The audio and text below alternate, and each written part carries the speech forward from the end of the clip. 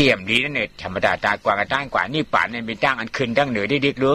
มันจะตั้งลงตั้งเต่ารู้อันคืนนี่ไม่ช่ำหยาบรู้เนี่ยนะอันล่วงไม่ช่ำง่ายเหมือนก็ขึ้นลอยล่วงลอยเนี่ยมันเหมือนอันล่วงลอยรู้อันล่วงลอยเนี่ยมันง่ายอันขึ้นลอยนั่นเนี่ยตั้งนี่ป่านเนี่ยมันคืนตั้งเหนือเพราะคืนตั้งเหนือเนี่ยก็มันคืนหยาบมันทำกว่าตั้งแต่กำนำเนี่ยตากว่านี่ก็เหมือนหนาเนี่ยปิฎกาชามกองออกเขาเสียต้าก็เขาชวนมากก็ปิฎกาช่องชามช่อง3ปั๊บนี่เขาเย่ามากนะปิฎกามันมีอยู่15 กว่างเลย15 กว่างเขาก็เย่ามาก2 กว่าง3 กว่างนะ15 กว่างงั้นเขาก็จากกว่างมาในข้าวทาง40 ปีปลายเนี่ยตากวางจุงตามหมดมาตัวหดถึงย้ำเดี๋ยวจังปองแจ้งเลี้ยงจะหันเงาเลี้ยงโลโกอุตตาปาตีนพระเป็นอย่างเงาเลี้ยงหลวงศาสนาพระเป็นเจ้าถ่องเลี้ยงไปในมรดกมหาปัญญากามีเขากับโปเขาทีนี้ในเรื่องของการที่จะเดินทางไปบนเส้นทางแห่งมรรคผลนั้นมันก็มีการที่เราจะต้องมาศึกษาเรียนรู้ก่อนเป็นปริยัตินะปริยัตินี่เป็นภาคทฤษฎีมีปฏิบัตินะมีการลงมือทำมีปฏิเวทนะมันต้องครบด้วยองค์ทั้ง3อย่างนี้ในส่วนแรกในส่วนของปริยัตินั้นถึงแม้ว่าจะรู้ปริยัตินะรู้พระไตรปิฎกทั้ง 84,000 พระธรรมขันธ์จนจบเกลี้ยงจำได้หมดแล้วแต่ถ้าหากว่ายังไม่เข้าใจถึงวิธีปฏิบัติที่ถูกต้องแล้วมันก็เป็นเหมือนคนตาหลงเนาะ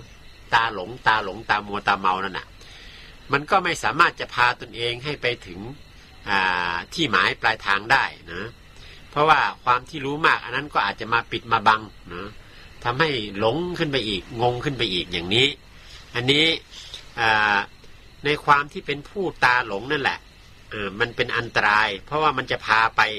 เหมือนคนที่เมื่อพูดเมื่อกี้ว่าคนตาตันจูงคนตาบอดอย่างนั้นเนาะอันนี้ความที่เป็นผู้ที่หลงไปอย่างนี้เนี่ยหลวงพ่อก็เคยหลงไปเนาะเป็นผู้ตาหลงไปก็มีอยู่แต่พอเมื่อทีหลังแล้วได้มาศึกษาเรียนรู้พิจารณาหาทางจนได้พบทางที่ถูกต้องแล้วลงมือประพฤติปฏิบัติไปในทางที่ถูกต้องแล้วมันก็จึงได้แสงสว่างเกิดขึ้นที่ว่าอาโลโกอุทปติแสงสว่างเกิดขึ้นแล้วแก่เราที่พระเจ้าทรงเปล่งอุทานนั้นน่ะมันก็มาเกิดขึ้นในดวงตาของหลวงพ่อบ้างเล็กน้อยพอรู้แล้วก็เลยจึงได้สามารถที่จะเอามาเล่าให้พวกเราฟังบ้างอย่างที่เป็นอยู่ขณะนี้เนี่ยเพราะว่าเป็นช่อตาป่าแนวอย่างที่เลือดตั้งตากว่างตาเมานะเพราะไปเขาถึงช่อตาป่านั่นเมื่อไหร่จึงเช่นว่าเป็นก้นตากว่างบ่กว่างอะไรแหละเพราะกว่างอันนี้ก็มันกามันป่องเนื้อล้อกาลงกามาล้อกาดูบ้าล้อกาดูป้าล้อกาลง3 ป้าเนี่ยมันขย่าก็เลยก็มันย่าลงกว่าใครเพียวก็เลยมันเพียวลงกว่าเอาตามใจมันกว่าเพียวเลยว่านั่นนะมันมีก้นตากว่างเพราะว่าตาเดียวเนี่ยหันเช่นตาสายตั้งมากผลนี่ป่านเจกว่าได้มันจริงมันตื้นน้ำพิษเบอว่าเป็นช่อตาป่านอัตตะจิกที่วิจิกิจฉาหลวงอันเป็นหัวหน้าผู้ตากว่างตามหมดตามเมากันเดี๋ยวนะตากว่างก็เป็นมันตามหมดก็เป็นตามเมาก็เป็นมันจังติกที่มาหน้าตนา2 ตัวนั้นทั้งล้อผ้าเขา3 ตัวนั่นเนี่ยจะพลาดเป็นว่าป้าปัญจ้านะป้าปัญจ้าว่านั่นมันเมานะมันเมากว่างนะมันเมากว่างเป็นตราเมากว่างอันนี้มันหูจังตกจังออกจังห้องจังจานหูดีหูเมียได้นั่นห้อเมากว่างทีนี้ เมื่อหากว่าเรายังเป็นผู้ที่มีตาหลงหรือตาเมา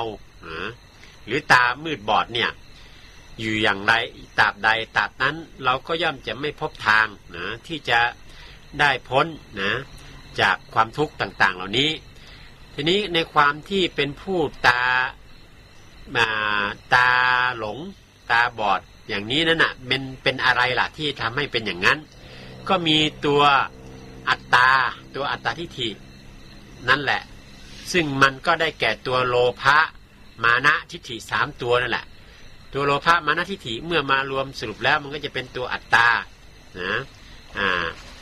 มีตัวมานะมีตัวโลภะเป็นตัวสนับสนุนให้หลงผิดทำให้เป็นคนตาบอดตามืดตาหลงตามัวนะอยู่อย่างนี้ เพราะเอาเปียติ๊กที่เอาไปนี่ตาหมอดตากวังกันน่ะมีนะตาติ๊กที่เนี่ยไม่ช่างอ่ะไหนติ๊กที่น่ะหันพิษน่ะหันพิษได้จังตากวังเป็นอันเดียวกันน่ะนะหันพิษว่าเพราะทั้งตัวว่าเป็นทั้งออกทั้งห้องว่าเป็นทั้งจานทั้งจำว่าเป็นทั้งบุญว่าเป็นทั้งจำเนี่ยหันพิษอย่างนั้นอันหันพิษเรื่องนั้นเป็นตากวังอันว่ามันเป็นตัวติ๊กที่ตรงนั้นกันเดียวเนี่ยตากวังให้เอาแถวกว่าเมื่อนั้นเนี่ยเมื่อนั้นเตวีละมุนเจ้าหลวงอันปอพระเป็นเจ้าชุกทอดหน้าปึงอิงกู้ไหวอากู้ไหวชาวนั่นเนี่ยตากวังนั่นอ่านกว่านี่ป่านกัดเย็นเนี่ยเอาป่องเมืองช้างหนีว่าชัญญานาเชียงหยายรนาบนอายุมันเจ้าได้ก่อยู่80,000ฉีเฮงกาบนี่ได้อยู่เช่ากันนั่นตากวังเพราะว่า80,000ฉีเฮงกาบเดี๋ยวเมี่ยวในตีในเมืองกวนเนี่ยเมืองอะไรอเปียสีผงงั้นผงหนึ่งเนี่ยผงหนึ่งไม่ได้มาเปลี่ยนอยู่ทีนี้ความที่ทำให้ตาหลงนั่นแหะคือตัวทิฏฐิตัวนั้นแหละตัวทิฏฐิที่ว่านี่คือมิจฉาทิฏฐิความเห็นผิดเห็นว่าเป็นเราเป็นตัวเป็นตนนั่นแหละเมื่อมันเป็นอย่างนี้แล้วมันย่อมจะพาให้เราหลงเวียนว่ายอยู่ในวัฏสงสารในภพภูมิต่างๆอยู่ตลอดเวลาตัวอย่างของผู้ที่มีตาหลงนั้นน่ะที่สำคัญอย่างเช่นท่านอาลาลดาบทท่านอาลาลดาบทเนี่ยเป็นอาจารย์ของพระเจ้าสุโธทนะพระราชบิดาของพระเจ้าชายสิทธัตถะหรือของพระพุทธเจ้าเนาะท่านมีความขยันอุตสาหะบำเพ็ญพจน์จนได้ฌานต่างๆแล้วแต่ก็ได้ความรู้ที่ไม่ถูกต้องนะพาตนเองให้ไปหลงอยู่ในความสุขในชั้นพรหมอยู่อย่างนั้นอ่ะไม่ตั้งนานนะตั้งนานอันนี้เป็นคนตาหลงประเภทหนึ่ง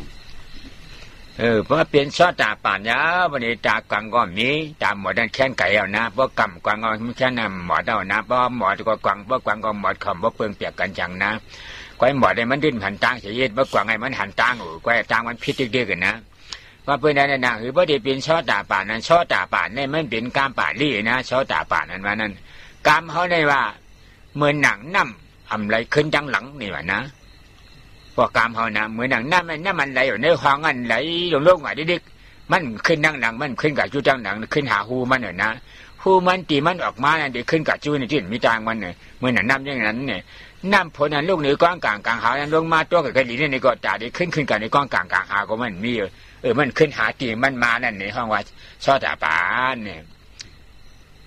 ทีนี้ความที่จะพ้นจากความเป็นคนตาหลงตามืดตาบอดนั้นก็ต่อเมื่อได้เข้าถึงความเป็นพระโสดาบันบุคคลเมื่อถึงความเป็นพระโสดาบันบุคคลแล้วความตาบอดตาหลงนั้นก็จะหายไปความตาหลงตาบอดเนี่ยมันคล้ายๆกันเลยเนาะถ้าเป็นโสดาบันบุคคลแล้วก็ไม่มีละอาการอย่างนั้นมันจะหายไป ตั้งนำในหูนำในมันเปลี่ยนกันหลายๆในตีหูนำออกมาในเมืองอย่างเงี้ยชัดว่าตั้งมวดตั้งปิดอันเตียมูในกามาล้อกาหรือบ้านล้อกาในป่าพระเปลี่ยนเจ้าเขามือยังดึกพี่แถมปรามีอยู่นั่นนะลูกที่อาปายาสิผูมีมาเหมือนโมเดอร์นะลูกที่นาโลกเหมาอันสุรกายเหมาปิดใจตริฉานเหในฉีผงนั้นอำผงหนึ่งผงก็ลูกนักเรียนเหมาพระเปลี่ยนเจ้าเนี่ยตริฉานเป็นมาอ่านจากนั้นป้อมเลยที่ในชอตาป่านเนี่ยอ่ำขึ้นกว่าเย้านะกันนั้นชอตาป่านเนี่ยนะอันกว่าอันอยู่ประมาณนำหนาจะเป็นเนี่ยเปียสีผงเนี่ยตัวที่อันอยู่นำเปียกับเปียสีผงนั่นเป็นเมืองกวนในเมืองกวนนั่นเนี่ยก็ชอตาป่านนั้นเอาไปที่สันติเอานะที่ได้เอาไปที่สันติเมืองผีเอาไปที่กาไปที่สันติเมืองผีอันเอาสันติน้าจ้างน้าไข่น้าไม่พังน้าตัวเน่าเลยไปที่บ้านเขาที่สันติน้างานลายเลยอสุริเกนั่นเลยเอาไปที่กาไปที่สันติที่น้าเมืองผีคำพองก็เอาในเมืองฉางคำพองก็ชอตาไปที่ผูนั่นเองคำพองก็เมื่อเอาในอันหรือป้าวันก่อนมีนะอันในจานอันดูป้าเฮชอตาป่านอันมาอันกวังก็ชอตาป่านอันเนี่ยอันน่ะทางหันพิษเฮว่าเอามาที่แห้งอย่างเอาอากาศชาเนียนใจย่าหน้าจานเฮ็ดก็วันขึ้นผมเรียนนั่นน่ะนี่แต่เมื่อเปลี่ยนเนี่ยอันดูป้าวันก่อนมีนะชอตาป่านนะมันนำขึ้นดังอันน่ะมันขึ้นเมืองกวนเนี่ยเมืองปีชีโปงเนี่ยทีนี้ความเป็นโสดาบันนั้นน่ะมีความหมายว่าอย่างไรโสดาบันแต่ว่าผู้ไม่ถอยหลังกลับคืนไปที่เก่านะที่เก่านั้นคืออะไรคืออบายภูมินั่นเองเนาะที่อบายภูมินั้นมันเป็นที่เก่าอย่างไรมันเป็นที่ที่เราไปอยู่มาไม่รู้กี่รอบกี่หนเนาะมันเริ่มต้นมาจากนรกก่อนนรกแล้วมาเป็นอสุรกายแล้วมาเป็นเปรต เปรตแล้วมาเป็นสัตว์เดรัจฉานเฉพาะที่ภพชาติของสัตว์เดรัจฉานนั้นน่ะแม้แต่พระสัมมาสัมพุทธเจ้าของเราก็ไปวนว่ายอยู่ในความเป็นสัตว์เดรัจฉานเนี่ยนับชาติไม่ถ้วนเนาะอันนี้นี่เป็นที่เก่าของเรานะเป็นที่ที่เมื่อเป็นโสดาบันบุคคลแล้วมันจะไม่ถอยลงไปที่นี่อีกคือไม่ถอยลงไปสู่อบายมีแต่เดินหน้าอย่างเดียวนะทีนี้เมื่อมันความที่มันเดินหน้าไปอย่างเดียวนั่นน่ะมันจะไม่มีถอยหลังกลับมาเพราะว่าเมื่อเป็นโสดาบันบุคคลแล้วมันจะได้ไปเกิดเป็นเทวดาหรือเป็นพรหมนะความที่จะกลับมาเกิดในโลกมนุษย์นั้นไม่มีแล้วความที่จะมาเกิดในไข่ในเท่าไข่ในเลือดนั้นมันไม่มีแล้วนะจะไปเกิดขึ้นข้างบนเรื่อยๆแต่เมื่อเกิดขึ้นข้างบนนั้นก็ยังมีท่านโสดาบันบางท่านที่ยังติดอยู่ในฌานในสมาธิเนี่ยไปเอาฌานที่เป็นอรูปฌานอากาสานัญจายตนะอะไรพวกนี้เอามาประพฤติปฏิบัติก็อาจจะไปติดอยู่ในภพภูมิแห่งพวกพรหมต่างๆที่เป็นอรูปพรหมอะไรต่างๆเข้าไปอย่างนั้นก็ยังมีโอกาสเป็นได้อยู่แต่มันไม่มีการถอยหลังกลับมาเนาะไม่มีถอยหลังกลับมาสู่ความเป็นคนหรือไปอบายนี่คือลักษณะของพระโสดาบันชักกตาการชักกตาการว่าเหี่ยวแห้งนี่นะเหี่ยวแห้งไอ้สังเหี่ยวแห้งอะไรนี่รอผ้ามาหน้าอหิริกาอนุตตปะอุเทจาต่อชาที่น่ะตราแปดตัวนั้นในมีหินมีแห้งช่างเหมือนหนึ่งก้นข้อก้นขึ้นอยู่ดีขึ้นห้องยาเขานั้นเปิ้นไรเอาเพื่อนกับเพื่อนเกินมีแห้งช่างอยู่น้ำกัดน้ำขันมาเนี่ยมีเห็นมีแห้งเหมือนเช่นปุถุจารเนี่ยชาดาป่านนั้นเปลี่ยนได้นั่นอย่างห้องชักกตาการในห้องว่าก็อันกิริชาเหี่ยวแห้งอันกิริชาตายมันได้นะกิริชาเหี่ยวแห้งนี่เป็นชักกตาการเนี่ยอานาการในชั้นมาหือนะอานาการในชั้นมามาขึ้นเนี่ยนะอานาการเนี่ยมาขึ้นเนี่ยมาขึ้นเนี่ยปีในกามาในชีวิตผงนะอาเปียชีผงเมืองกวนผงหนึ่งเมืองผีหกผงในกาหกผง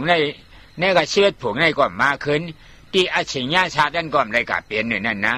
ก็เป็นในอานาการเนี่ยมาขึ้นในอรูปะในอาชิญญาชาติผงในกามาชีวิตผงในห้องการของอนาการตายจัดเดียวเห็นเมื่อนี่ป่านในเมืองช้างทีนี้เมื่อถัดจากนั้นขึ้นไปจากความที่เป็นผู้ไม่ถอยหลังกลับคืนแล้วคือพระโสดาบันแล้วถัดจากนั้นไปคือความเป็นพระสกิทาคามีบุคคลเป็นอริยะชั้นที่สองคำว่าสกิทาคานี้แปลว่าเหี่ยวแห้งเนาะเมื่อได้บรรลุธรรมขึ้นไปเป็นพระสกิทาคามีบุคคลแล้วกิเลสทั้งหลายที่มีอยู่ทั้งหมดอีก8ตัวนั้นก็จะเหี่ยวแห้งลงไปกิเลสที่เหลือ8ตัวมีอะไร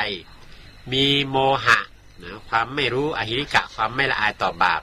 อโนตปะความไม่เกรงกลัวต่อบาปอุทธัจจะความฟุ้งซ่านนะแล้วก็มีโทสะมีโลภะส่วนหนึ่งกับมานะแล้วก็มีโทสะกับกุกุจจะหรือถีนะนะรวมแล้วเป็น8ตัวกิเลส8ตัวที่มีอยู่เนี่ยมันจะเหี่ยวแห้งเหี่ยวเฉาไม่ทำงานเนาะอันนี้คือลักษณะของพระสกิทาคามีบุคคลเนาะเมื่อหลังจากนั้นแล้วถ้าหากทำความเพียรต่อไปแล้วก็จะได้ถึงสภาวะที่เรียกว่าพระอนาคามีบุคคลนะหลวงพ่อคงจะเล่าต่ออีกอนาคาในมาขึ้นเหนือนะมาขึ้นกันเลยในกิริชาตรานั่นก็ได้มาหน้าเกิงหนึ่งเนี่ยทีหน้าขั้นนี่ครึ่งหนึ่งนะขั้นครึ่งหนึ่งเนี่ยมาหน้าทีตัวครึ่งหนึ่งเจ้านั่นจ่ายหมดเพราะจ่ายหมดแล้วนะจริงมาขึ้นก็แหละมาขึ้นในกามาชีวิตถึงเมืองกวนเนี่ยเมืองผีอเปียชีผงชีวิตผงมาขึ้นก็แหละมาขึ้นเนี่ยชิญญาชาติผงทั้งหมด12ผงใน12ผงมีนั่นอนาการเปลี่ยนแนวนะที่ได้ตายแห่งจัดในจัดเดียวเฉยเลยจัดได้มามือเป็นช้างไอ้เป็นฮันจ่าที่เอานี่ป่าที่ได้เมืองช้างกั้มบ้านน้ำมันนี่เอานี่ป่าในเมืองชุกท่าบาชาหาผงเนี่ยทีนี้พระอนาคามีที่ว่านี้แปลว่าผู้ไม่กลับมาสู่เรือนนะถ้าเป็นภาษาบ้านเราแต่ถ้าเป็นที่หลวงพ่ออธิบายนั้นเป็นผู้ไม่กลับมาในกามภพกามภูมิทั้ง11ชั้นนะและไม่กลับมาในชั้นของพรหมชั้นต่ำๆนี่ไม่มาแล้วเนาะอันนี้คือลักษณะของพระอนาคามี กิเลสนั้นก็เหลืออยู่เพียงแค่2 ตัวนะเหลืออะไรเหลือถีนะความเกียจคร้านกับมานะความตัวถือดีนะเหลืออยู่2 ตัวแค่นั้นเองแต่เหลืออย่างละครึ่งเท่านั้นนะเมื่อเป็นอย่างนี้แล้วถ้าเป็นพระอนาคามีเนี่ยมีชาติที่จะได้เกิดเพียงชาติเดียวคือได้ไปเกิดในชั้นของพรหมนะส่วนมากแล้วมักจะไปเกิดในชั้นของพรหมที่เป็นพรหมสุทธาวาสแล้วก็เข้ามรรคผลนิพพานในชั้นนั้นอันนี้คือลักษณะของพระอนาคามีบุคคลอรหันตาในอรหันตาในมีไว้2 ข้อนะอรหัตถะในข้อ1อรหันอรหะอันตาในข้อ1นะอรหัตถะนะอารานั่นเอานะหัตถะในผลเอาผลนั่นผลตราดังเชียงดังหลวงเชียงมดยศกว่าอย่างเหตุตรานั่นมีแล้วนะเหตุตรานั่นเนี่ยนามหนุลาแล้วนะผลดาติกาเตเปลี่ยนกันนันปริฉันเหตุตรามีไว้19 ตัวนั่นแต่เดียวเปลี่ยนได้เปลี่ยน4 ผงมีในก่อนเปลี่ยนได้เปลี่ยนในเมืองกวนในก่อนเปลี่ยนได้เดียวเปลี่ยนในเมืองผี6 ผงในก่อนเปลี่ยนได้เดียวเปลี่ยนในเมืองช้างหรือป้า11 ผงในก่อนมาเปลี่ยนได้เปลี่ยนในเมืองช้างอันหรือป้า4 ผงในก่อนเปลี่ยนนั่นห้องว่าอรหัตถะนะก็ในอันต้านว่าชุดแบบนี้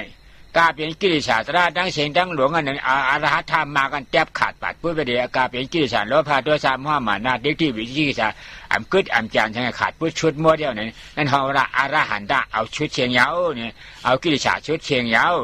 เอาผลอันมีอยู่นั่นเนี่ยชุดเชียงยาวนี่ผลแต่เดียวขามจามจ้าแทงก็มีนั่นเฮาละอรหันตะนี่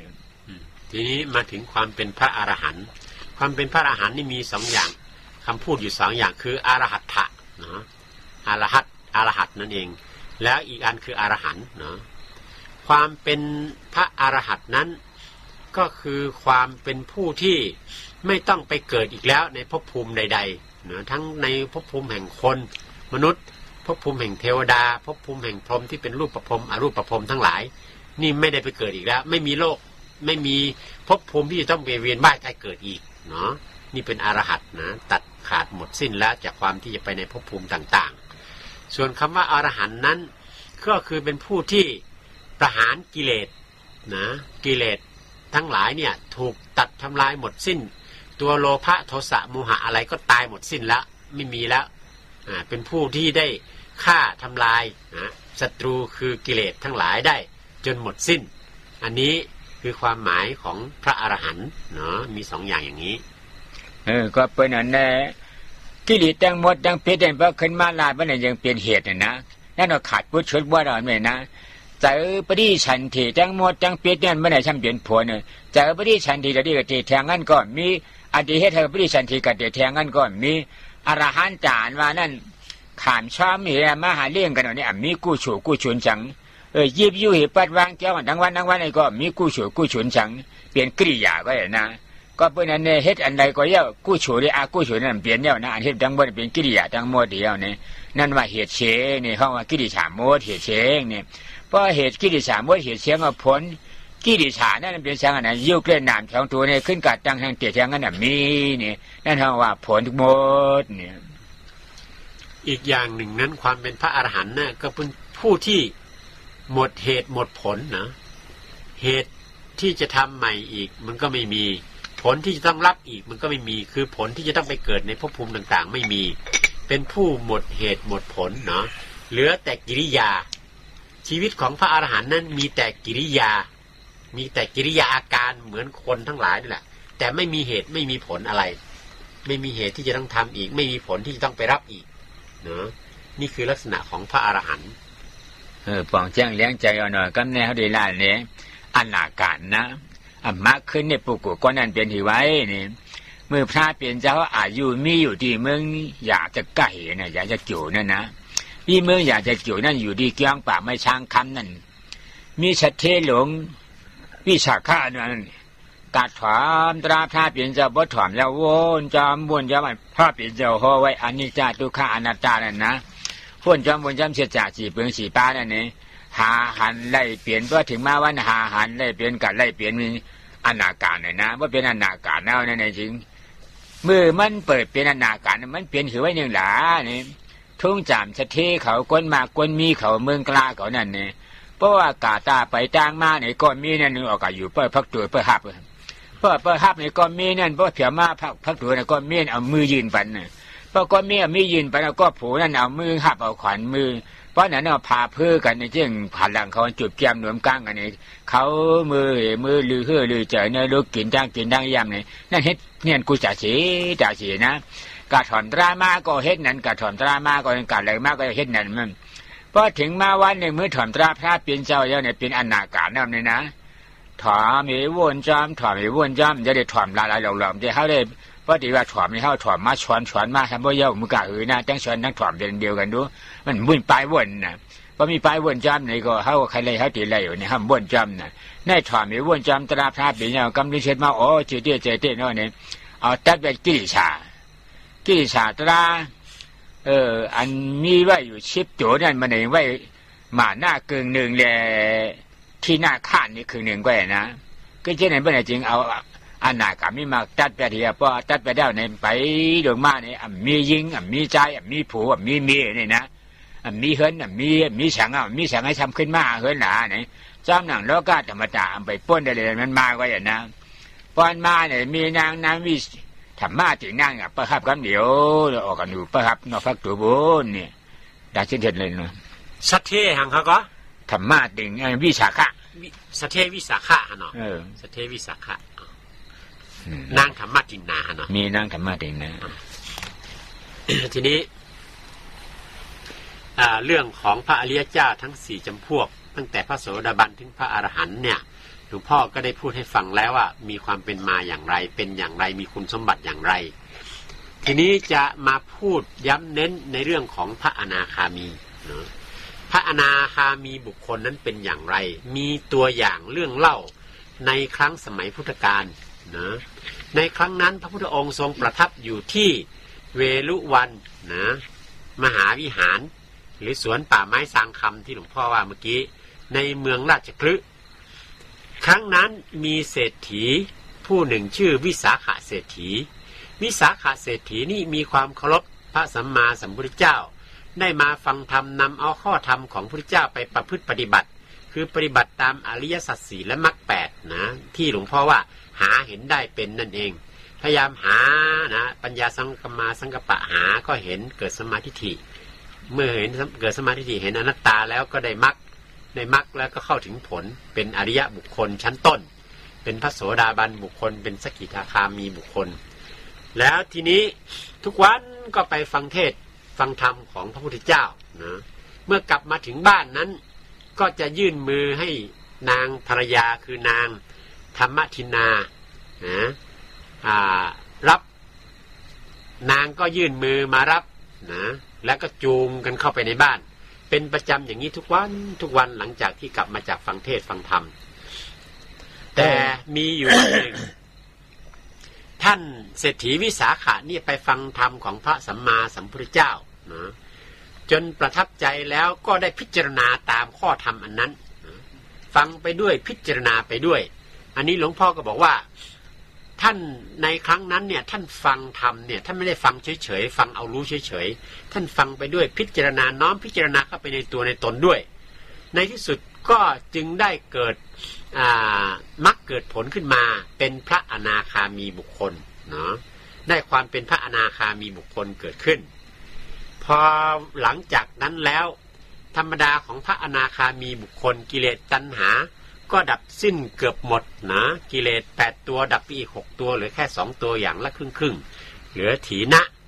กับมานะ2ตัวเท่านั้นเองตัวกามตัณหาราคะต่างๆก็ดับขาดไปหมดเลยไม่มีเหลือพอเป็นอย่างนั้นท่านเดินกลับไปบ้านกลับไปถึงบ้านแล้วนางธรรมทินาก็ยื่นมือมาให้นะอย่างเหมือนเดิมนะแต่ท่านวิสาขเศรษฐีกับเฉยนะเก็บมือไม่ยอมยื่นมือมาให้จับอย่างเดิมอันนี้เล่ามาถึงตรงเนี้ยเดี๋ยวหลวงพ่อจะเล่าต่อปอนางมึงธรรมะตินะมือยืนมือมาในกูปากแก้ก็ธรรมะตินะวิสาขะเทศลงหาบเอาเฉต่างไอ้หัวบ่ายป้ากันมือเขาในเฮินในเยเนี่ยถึงแม้ก็เป็นนาการมาแล้วในธรรมะตินะในมีผัวมีเมียจะฮัก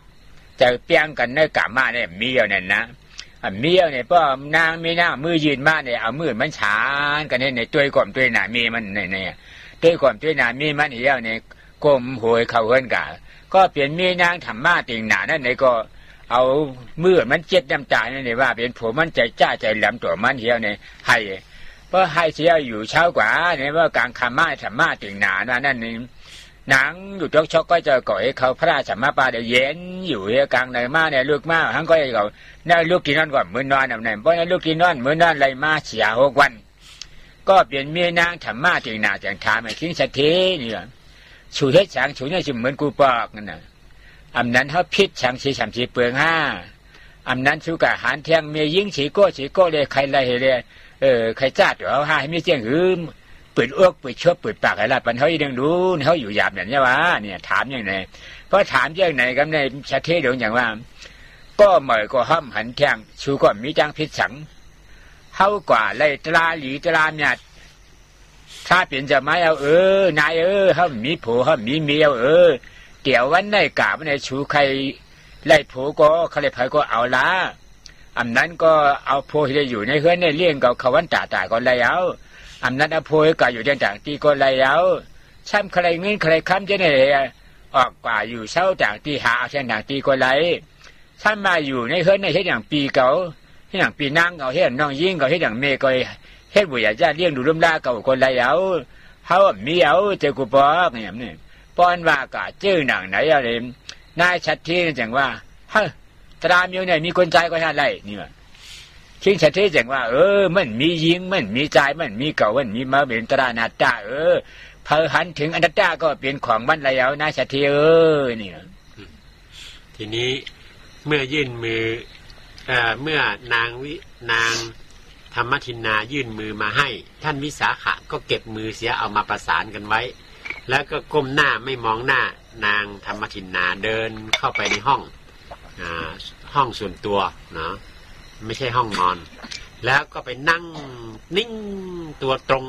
เข้าพระสมบัติเย็นอยู่อย่างนั้นไม่สนใจอะไรไม่ยอมเข้าไปในห้องนอนไม่ไปนอนกับนางเหมือนเดิมทำอยู่อย่างนั้นได้5, 6, 7 วันนะนางธรรมทินนานี่ก็ร้องไห้นะเอามือเช็ดน้ำตานะกลับเข้าห้องตัวเองไปทุกวันด้วยความน้อยเนื้อต่ำใจพอได้5, 6, 7 วันแล้ววันหนึ่งก็ทนไม่ได้ก็จึงเข้าไปถามท่านเศรษฐีวิสาขะว่าท่านเศรษฐีทำไมท่านถึงไม่เหมือนเดิมเปลี่ยนไปไม่เหมือนอย่างเดิมประพฤติปฏิบัติไม่เหมือนเดิมมันเป็นอะไรหรือนะหรือท่านไปเห็นผู้หญิงอื่นที่สวยงามกว่าเราและอยากได้หรือเราทำผิดอะไรอย่างนั้นหรือท่านถึงได้มีกิริยาหมางเหมือนเช่นนี้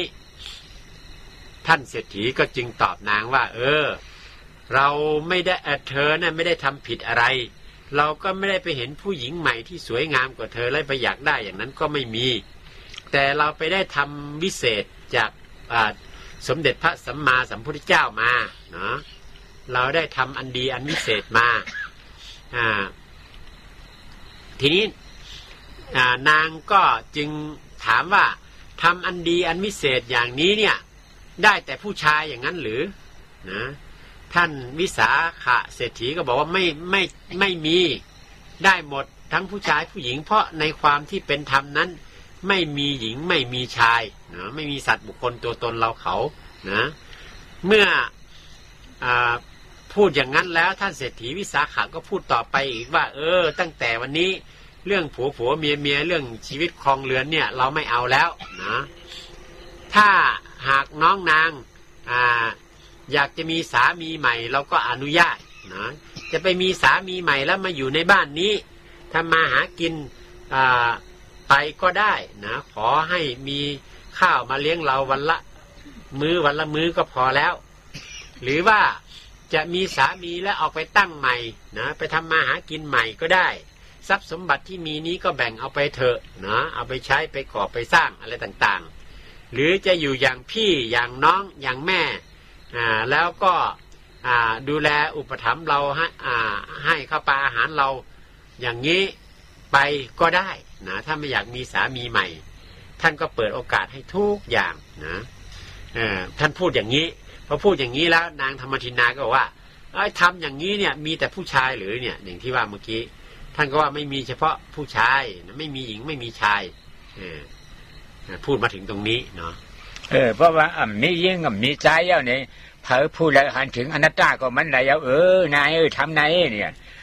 เดียวก็นั่นในจริงเขายันอนุญาตถือเขาดีกับเฮ็ดยาหันนางยิงนุ่งผ้าเหลืองฉางการเนี่ยวิชาฆ่าชะเทหลงนั่นในก็โหมจวมมีกุปอกมันมีเลือดมีกานะเมื่อหยิมบอกคำแค่หามที่มือคุณหัวคำหลวงเปลี่ยนพี่ฉันล่าเชียวเนี่ยมาเอานางต่างในว่าคำเชียวเนี่ยกวนหาหนูไม่ฉงตีจองบนไม่ฉงจองบนเนี่ยไม่เฮ็ดยาหันในว่าจ้างฉันเหลือนล้มในมันนางนี่ก็เกิดเหนื่อยจ้างตรากรรมตราเนี่ย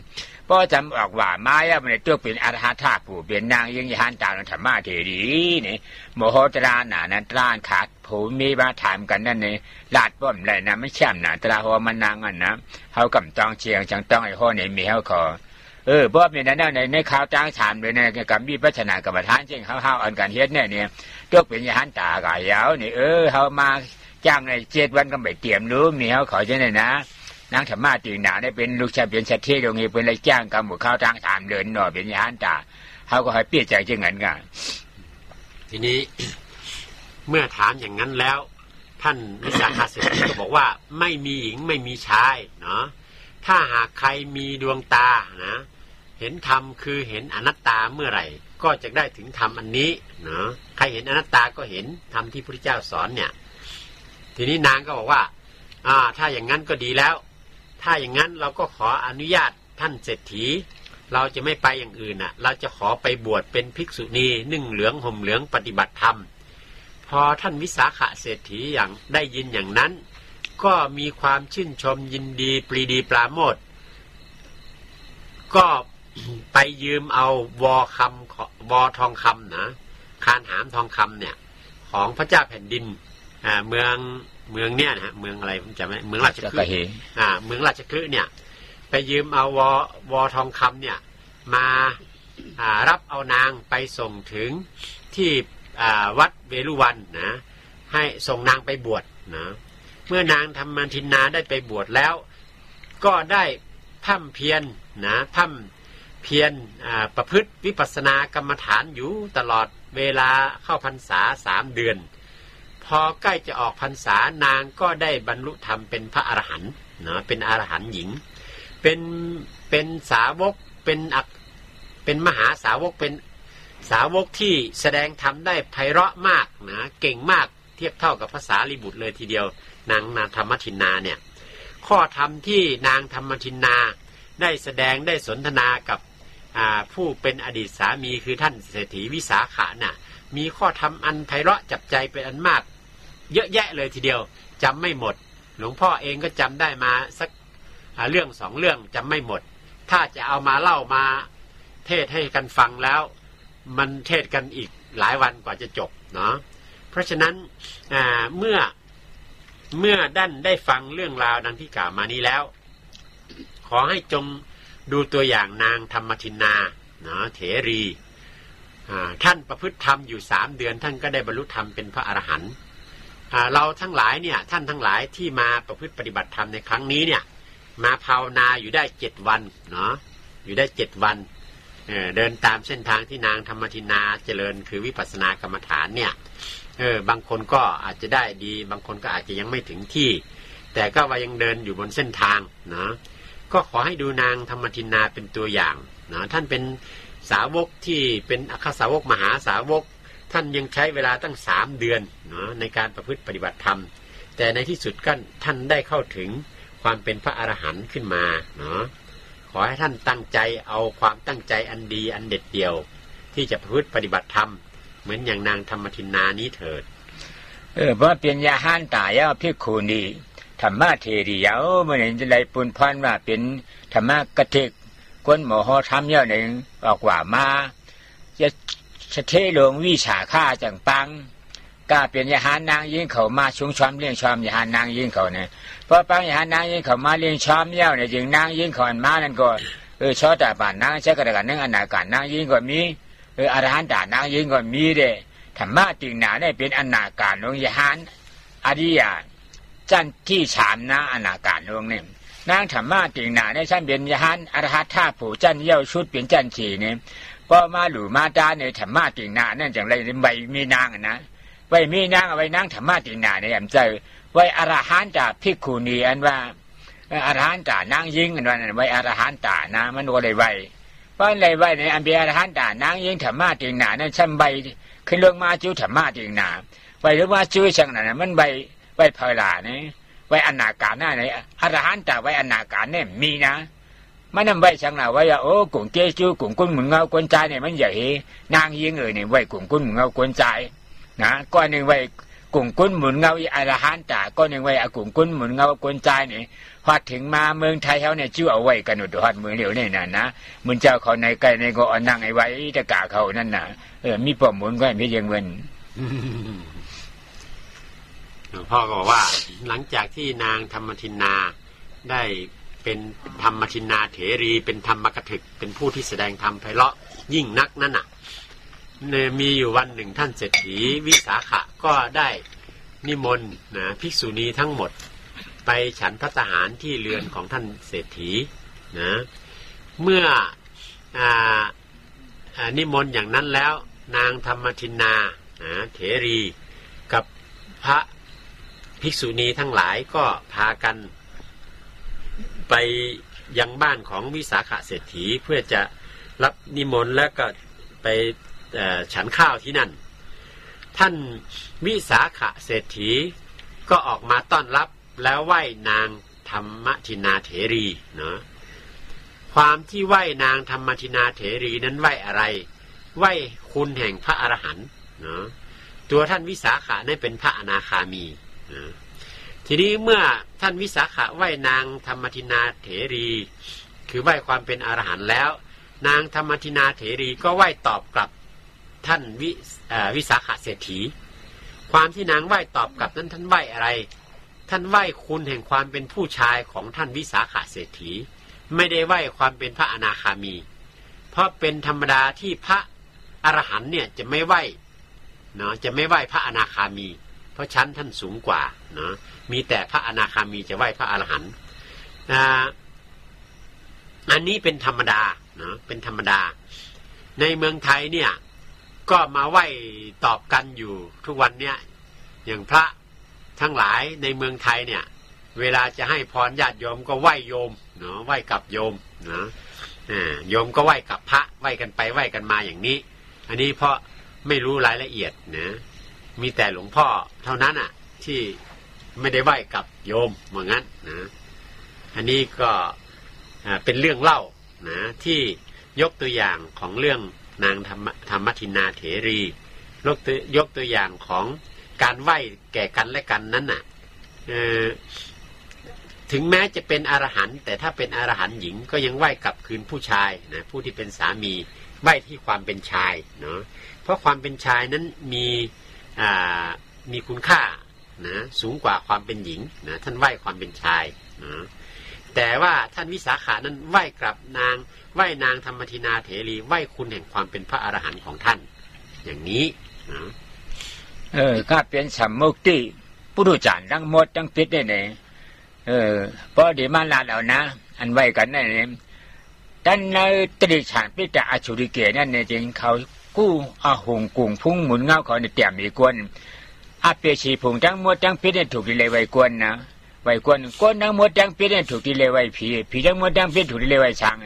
กำในอันเป็นปุถุชนทั้งหมดทั้งพิษเนี่ยดีเลยไว้ชอดาบานนะชอดาบานทั้งหมดทั้งพิษเนี่ยไว้เชกตาทั้งหมดทั้งพิษเนี่ยไว้อนาการทั้งหมดทั้งพิษไว้อรหันตานะไว้ขึ้นเขานั่นทั้งเหมือนนี่คือหลานี่เหมือนเจ้าหนังจอมชึกหลวงก้อนหนึ่งไอ้ก้อนชึกมาปั่นกระรูปนั่นนะเพราะนับที่นี่จอมชึกกันก็ยกมือให้เนี่ยเป็นฮับเอายาวมาปองเนี่ยนะอันชูไว้ก็ฮับเอาอันบอกว่าในฮับปองจะอันจะเรียกว่าอริยะเขาเจ้านั่นเขาไว้ขึ้นผู้รู้จักในเขาไว้ช่างคำจะไว้ว่าอันเจ้าเขาฮับเขาค้างนั่นก็เขาฮับเอาดีๆงามๆมาเขย่าเนี่ยปองยังไงนะให้ปองกันลองไว้ลองฉากกันนะเนาะทีนี้เรื่องไหว้เรื่องสากันเนี่ยพวกสัตว์ในอบายภูมิทั้งสี่คือเปรตอสุรกายสัตว์นรกสัตว์เดรัจฉานเนี่ยมันควรจะไหว้คนนะเพราะคนมีบุญญาสูงกว่า แต่คนเนี่ยควรจะไหว้เทวดาเนาะเทวดามีบุญมากกว่าเทวดานั้นควรจะไหว้พระพรหมเนาะพระพรหมนั้นควรจะไหว้มัดไหว้ถึงพระพรหมนะทีนี้มาถึงปุถุชนปุถุชนคือคนธรรมดาทั้งหลายทั้งหมดเนี่ยควรจะไหว้พระโสดาบันพระโสดาบันควรจะไหว้พระสกิทาคาพระสกิทาคาควรจะไหว้พระอนาคาพระอนาคาควรจะไหว้พระอรหันต์ไหว้กันขึ้นไปเป็นลำดับอย่างนั้นนะแล้วพระอรหันต์ไหว้กลับคืนนั้นเป็นอะไรพระอรหันต์ไหว้กลับคืนนั้นเป็นเพียงกิริยาตอบรับว่าเรารับไหว้ของพวกเธอทั้งหลายแล้วเนาะซึ่งอุปมาเหมือนอย่างที่นายพลจอมพลหรือพระเจ้าแผ่นดินไปตรวจทัพเนาะพวกทหารทั้งหลายก็ทำวันทยาหัตถ์วันทยาวุธเคารพท่านก็ยกมือทำวันทยาหัตถ์รับว่าฉันรับรู้แล้วว่าเธอทั้งหลายเคารพฉันอันนี้คืออาการที่พระอรหันต์ท่านไหว้กลับคืนพระที่เป็นปุถุชนทั้งหลายเนาะเป็นอย่างนี้อันนี้ขอให้พวกเราได้เข้าใจถึงความที่ไหว้ซึ่งกันและกันขึ้นไปตามลำดับอย่างนี้เนาะก็ในอริยะในทั้งหมดได้มี12รองอริยะได้มี4มรรคอริยะท่านมี4รองอริยะนั่นเป็นรองมรรคท่านเป็นรองผลเพราะเปลี่ยนผลเอากว่าเย่าผลนั่นมีทั้งในเช้าแต่ปฏิผลชักระวินากามีผลอาธาผลมีผล4ผลในผลนั่นเขาเป็นตราตัวแล้วเนี่ยเขาอ่านกันไว้มาชื่อปฏิปันโนพระกอโดสาวกาช้างโคช้างขังหน้ามามีเนี่ยชื่อปฏิปันโนเนี่ยเป็นยังไงเนี่ยเปลี่ยนมะกาจ่าล่านั่นนะมะกาจ่าไล่ป้าผู้รู้จานก้อนหนึ่งเจ้าเมียขอเจ้าไปเลยมากเลยโผล่นั่นเป็นผู้รู้จานเป็นมะกาจ่าล่านะคำป้ากับอริยะชอบด่าปฏิโผล่ชักดาบวินากามีโผล่โผล่ชานเจ้ามีไอ้โผล่ชานเจ้านั่นห้องมักอาจารย์อริยะเอานะเช่ามาชักกัดชอบด่าปฏิโผล่นั่นเป็นชักดากามีมักอริยะอาจารย์มักอริยะนี่ชักดากามีโผล่นั่นเป็นอนาคามีมักกะอาจารย์อริยะนี่อนาคามีโผล่นั่นเป็นอรหัตถมักกะอาจารย์อริยะนี่มันเป็นอย่างนั้นนะชื่อปฏิปันโนและอุจุปฏิปันโนนั่นเป็นมักอาจารย์อริยะ4เจ้าเนี่ยป้ากับผู้รู้จักก็1เลยอริยะ3เจ้านี่การไม่ทำชื่อปฏิปันอุจุปฏิปันโนเนี่ยก็ชั้นเป็นนั่นก็มักอริยะนั่นเป็นรองอริยะ4เจ้าเนี่ยญาญาปฏิปันโนเนี่ยท่านเป็นมัก4เจ้านี่ฉามิจิปฏิปันโนเนี่ยท่านเป็นโพ4เจ้านางวิชากาจ้ากาโพ4เจ้านี่เพราะยังว่าเปลี่ยนผู้รู้จักเอาที่เลยไว้ชื่อปฏิปันโนพระกอโดสาวกาช้างโคเพราะวันในอยู่ถึงไหวป้านางวิชาขานางอุตราเขาจ้ากาเหมือนกันหมดเลยนะอันนั้นนางวิชาขานางอุตรานะเป็นของปิญญาแบบตีเตี้ยมันเขาเป็นอรหัตถะอาริยะเนี่ยทีนี้ความที่ไหวกันซึ่งขึ้นไปตามลำดับอย่างนี้เนี่ยมาพูดถึงความเป็นอริยะเจ้าทั้งหมดนี่มี12จำพวกเป็นมัคคะอาจาระอริยะอยู่4จำพวกเป็นผู้ที่เป็นโสดาปฏิมรรคสกิทาคามิมรรคอนาคามิมรรคอรหัตมรรคบุคคลอีก4จำพวกเป็นโสดาปฏิผลสกิทาคามิผลอนาคามิผลอรหัตผลอีก4จำพวก12เนาะเป็น12จำพวกในอริยะ12จำพวกนี้เป็นปุถุชนเสีย1จำพวกคือผู้ที่กำลังเตรียมตัวจะเป็นพระโสดาบันเนาะ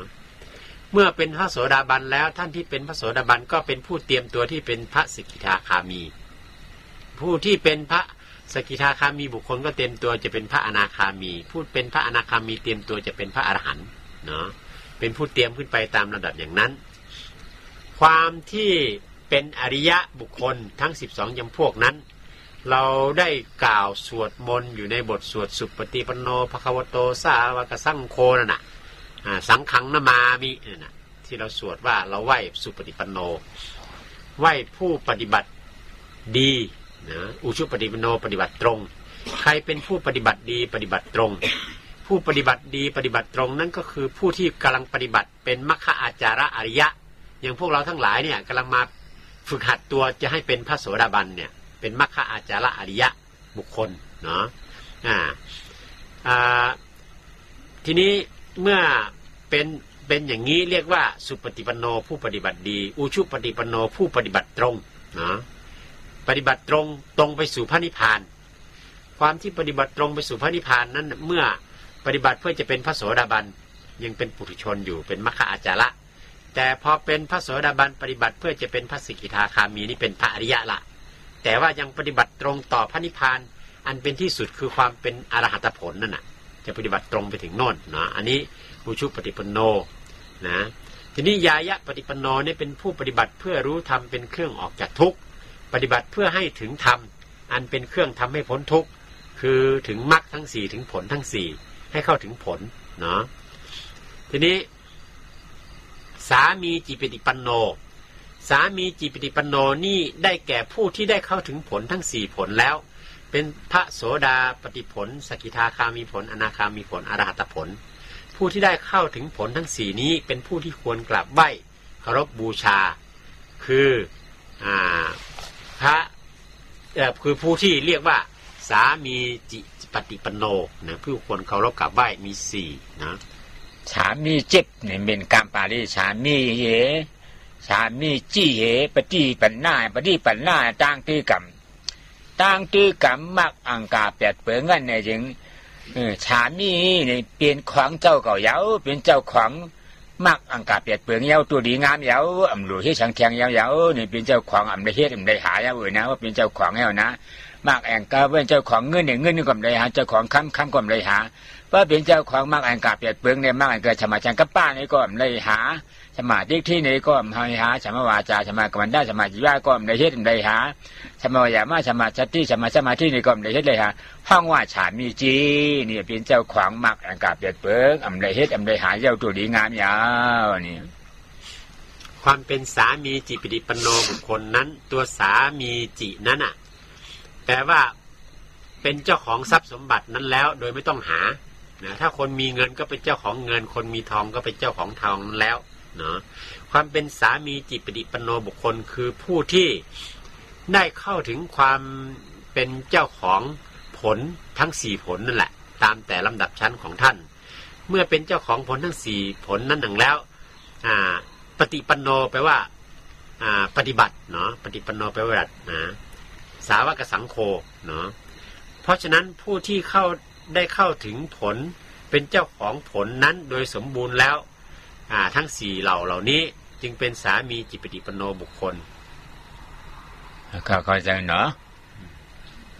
พอรู้ก่อนกันคงเข้าใจเนาะพอแค่นี้ก่อนสำหรับวันนี้